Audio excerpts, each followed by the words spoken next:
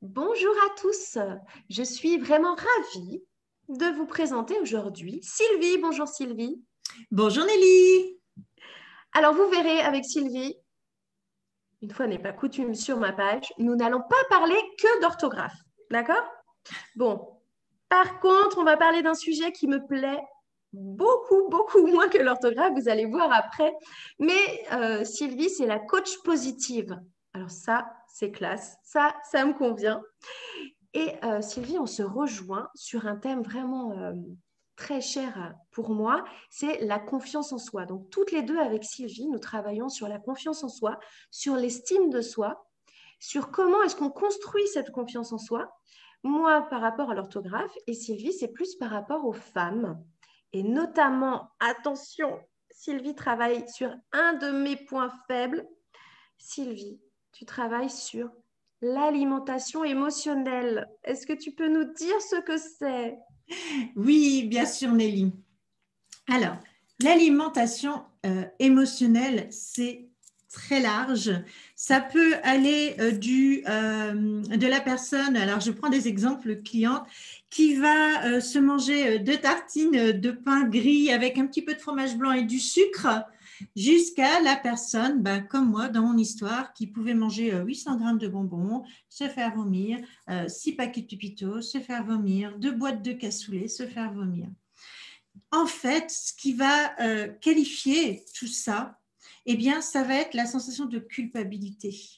Parce que même après ce petit craquage, un craquage alimentaire, eh bien, cette cliente, elle me dit, en fait, je me sens coupable. Et c'est là qu'on va venir dire que c'est de l'alimentation émotionnelle et pas juste je m'ennuie et puis je mange un bout, quoi, en fait. Ok, je vois. Du coup, l'alimentation émotionnelle, c'est une maladie? Alors non, non, vraiment, j'insiste, c'est pas une maladie. Là où ça tombe dans la maladie, c'est quand on est à un stade assez élevé et qu'on peut tomber dans la dépression. La dépression et la maladie, d'accord? L'alimentation émotionnelle, finalement, c'est une réponse, un symptôme à un vide intérieur hein, et à ce manque de confiance et ce manque d'estime hein, dont on parlait tout à l'heure, en fait. Mais alors, du coup, ça vient d'où? Parce que, sincèrement, je pense que je connais bien l'alimentation émotionnelle. Hein, c'est un de mes défauts. J'en ai beaucoup d'autres défauts. D'ailleurs, est-ce que je dois dire défauts? Moi, j'aime pas dire ça parce que on apprend en neurosciences qu'il faut se parler de manière positive et je Mhm. préfère dire axe d'amélioration puisque de toute manière, il y aura toujours à améliorer et le jour où on aura pu améliorer, ben, c'est le jour où on sera entre quatre planches. Hein. Donc, je pense qu'il est important dans la bienveillance à soi, dans la manière dont on se parle, de dire ben, j'ai des axes d'amélioration plutôt que j'ai des défauts. Je ne sais pas ce que toi t'en penses, mais moi je trouve ça vachement plus sympa en tout cas. Alors, j'ai beaucoup d'axes d'amélioration à travailler, Eh bien, dont c'est que tu es un celui-ci. être humain et tu es vivante. Tout va bien. Non, je le vis comme ça. Je le vis comme ça parce que je vois bien que nous avons tous, mais alors celui-là, je reconnais que ça peut être un axe de travail pour moi. Mais alors, sans parler de moi, de façon générale, ça vient d'où? Pourquoi est-ce que moi, par exemple, quand je suis contrariée, j'ai tendance à manger et qu'une de mes amies n'a pas ce réflexe-là? Alors, on entend donc alimentation émotionnelle. Ce sont effectivement les émotions et je dirais une mauvaise gestion des émotions. Alors, j'aime pas non plus dire gestion, mais c'est d'apprendre à accueillir ces émotions, de comprendre ce qui se joue à ce moment-là, parce que tu es en réponse. Le symptôme, la réponse. Tu as la réponse de quelque chose. Alors, ça peut être aussi de l'ennui parfois, hein, mais encore une fois, si c'est une fois de temps en temps et que tu tombes dans la culpabilité, il faut se poser la question. Qu'est-ce qui s'est joué derrière dans ton enfance? Je pense quand même que tu n'es pas non plus une boulimique, parce que comme je te dis, il y a différents stades. D'accord. Je suis des sportives qui, elles, se mettent en culpabilité par rapport au sport de manger un petit peu, tu vois. Comme moi, je pouvais manger beaucoup, donc tu as de la boulimie vomitive, de l'hyperphagie. Donc là, ce ne sont pas des crises ponctuelles, c'est je mange tout le temps. Donc, c'est aussi de l'alimentation émotionnelle et l'anorexie. Et là, on peut tomber dans la maladie, on disait tout à l'heure, dans l'anorexie mentale. Tout ça, et de toute manière, encore une fois, c'est un chemin de vie, c'est un travail, ça ne sera jamais parfait. Tout ça, ça remonte à très loin. Et au plus on est dans cette addiction forte, au plus on a manqué dans l'enfance de ce qu'on appelle un tuteur émotionnel. Bien souvent, je dis bien souvent, pas toujours, bien souvent, c'est la maman. C'est-à-dire que l'enfant n'a pas ressenti le tuteur émotionnel. Ça ne veut pas dire que la mère n'était pas là ou que la mère était désagréable. Moi, ma mère, elle est géniale. Mais à un moment, il s'est passé un truc, alors, sans partir trop en psycho, parce que je suis formée aussi là, mais Freud parle du fantasme de l'enfant et pas juste du fantasme sexuel, du fantasme de l'enfant qui, dans sa représentation, n'a pas su comprendre, capter quelque chose et qui s'est mis dans un schéma, en fait, de souffrance, si je puis dire, un schéma de souffrance. Et cet enfant, il a perçu tout un tas de choses qu'on lui a dit et qui l'ont étouffé, et il n'a pas su se rebeller.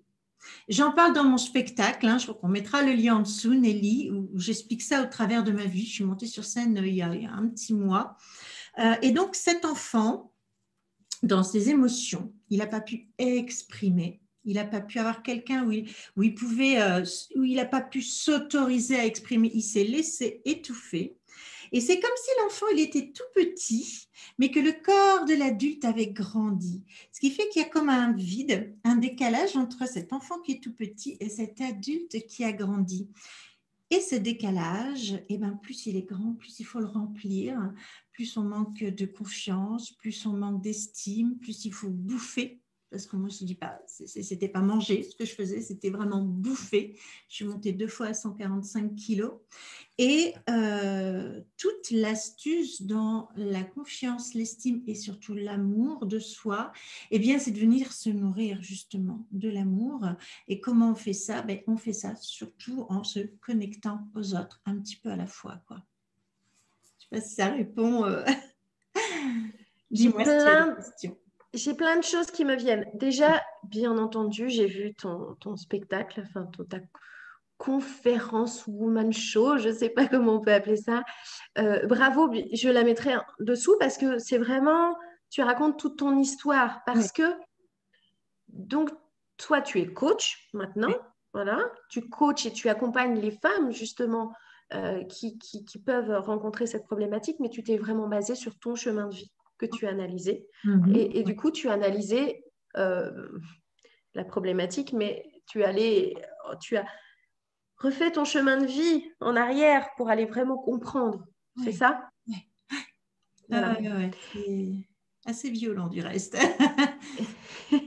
Et donc, c'est par rapport à ton chemin de vie et à plein de formations que tu as faites depuis, parce que tu es formée, bien entendu, il n'y a pas que ton histoire, il y a aussi des formations, que tu, aujourd'hui, proposes un accompagnement. Alors, un accompagnement à qui?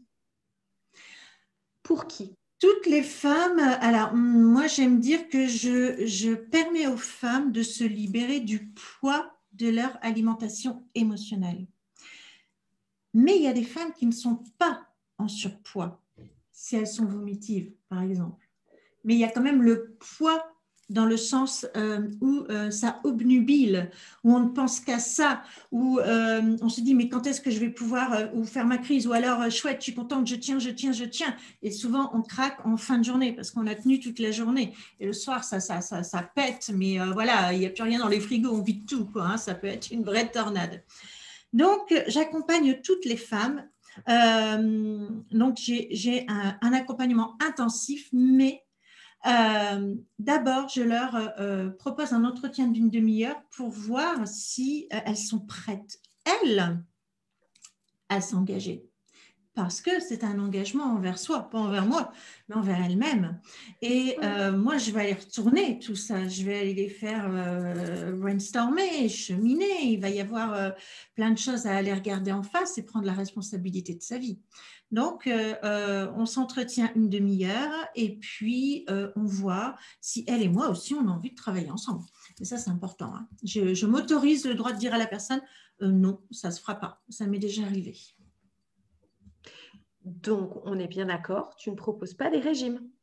Ah non, surtout pas. Surtout pas. La première chose que je dis aux filles, alors, on est en période confinement, etc.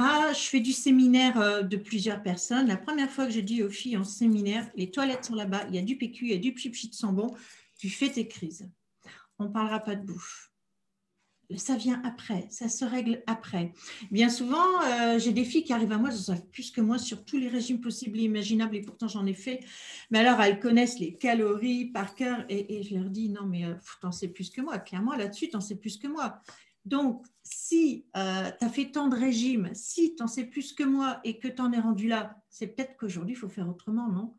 Et là, il y a la première claque de se dire, ah ouais, en fait, on ne va pas parler de bouffe. Ah non, non, non, on ne va pas parler de bouffe. Tu vas prendre la responsabilité de ta vie au présent, mais pas à travers la bouffe, quoi. Ça peut parfois être assez choquant. Ouais. Du coup, tu accompagnes une personne sur combien de temps? C'est variable. Je donne maximum 1 an. Je trouve qu'1 an, c'est déjà pas mal. Dans mon accompagnement, il y a 6 modules. Il y a 7 heures de coaching individuel, enfin 7 heures, 7 séances, parce que des fois, c'est des séances qui peuvent durer 1h30 ou 2 heures. Donc, 7 séances de coaching individuel, parce que si la personne elle a encore besoin de parler, on n'arrête pas quelqu'un en plein milieu, on continue le travail. Il y a des exercices qui sont plus longs que d'autres en plus. Donc, elles ont leur module, elles ont ce que j'appelle un carnet de voyage sur lequel elles peuvent écrire. Et il y a tout un tas de séances, de sophro, des méditations, des visualisations, des séances d'hypnose. Et seulement à la fin, on parle du corps, du cerveau.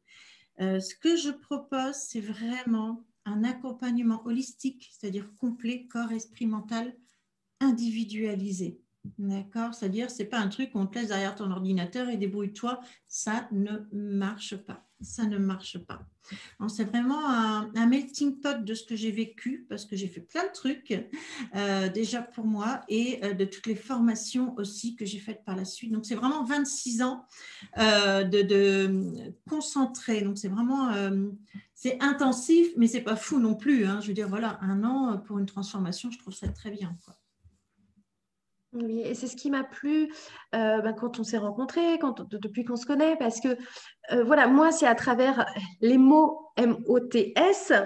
Toi, tu travailles plus l'émotion à travers les mots MAUX, mais ce poids des mots, il est dans chacune de nous deux, dans nos deux disciplines. Moi, je redonne confiance par ces écrits, par la trace qu'on laisse.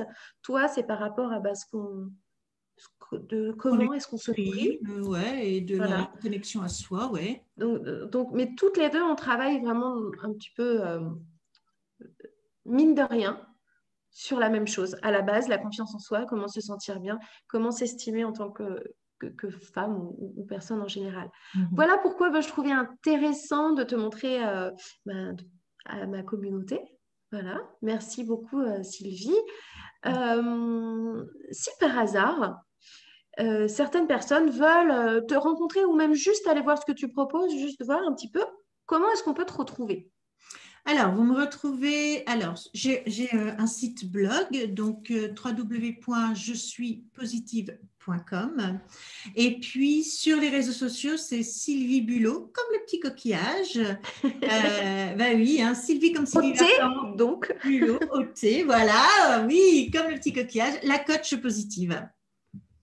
Voilà. Et puis c'est beau parler de coach positive, la coach positive, c'est chouette. Moi, Ouais. ça me plaît. Bien entendu, on va mettre surtout ta petite conférence parce qu'elle est géniale en bas de cette vidéo parce que voilà, le côté positif, on le voit, hein, on le voit. Sylvie, tu rayonnes. Moi, j'adore. Merci. J'adore ou voir je suis jalouse. Mais ça, c'est pas grave. C'est autre chose. On travaillera une autre fois. Ouais, on est Est-ce, chacune unique. est-ce que tu veux terminer sur quelque chose? As-tu un mot de la fin? Hmm. Moi, je voudrais dire donc à ta communauté que les mots MOTS, eh bien, c'est comme, moi, j'aime bien voir ça comme les choux-doudous, je cherche le mot, les chamallows, tu sais, les chamallows. Eh bien, ça peut être empreint de douceur. et de ne pas avoir cette peur, parce que bien souvent, il y a une peur par rapport à ça, et peut-être de se connecter à cette douceur, parce que c'est grâce à ces mots qu'on peut s'exprimer et prendre sa place aussi. Donc, mettre de la douceur à travers ça, je trouve que ça peut être une belle manière de voir les choses. C'est ma vision qui me vient de venir. Eh bien, c'est parfait. Je ne peux que approuver. Donc, mettons de la joie, du positif et de la douceur dans nos vies. Nous en avons tout le temps besoin maintenant, mais on en a eu besoin avant et on en aura besoin après. Même si la période-là est difficile, prenons soin de nous tout le temps, de la façon dont on le souhaite, que ce soit... Voilà, il y a plein de façons, et c'est aussi ce que je voudrais montrer. Il y a plein de façons de prendre soin de nous. Allons-y. Merci beaucoup, Sylvie. Merci. À bientôt. À bientôt. Et très bonne journée à tous. Au revoir. Au revoir.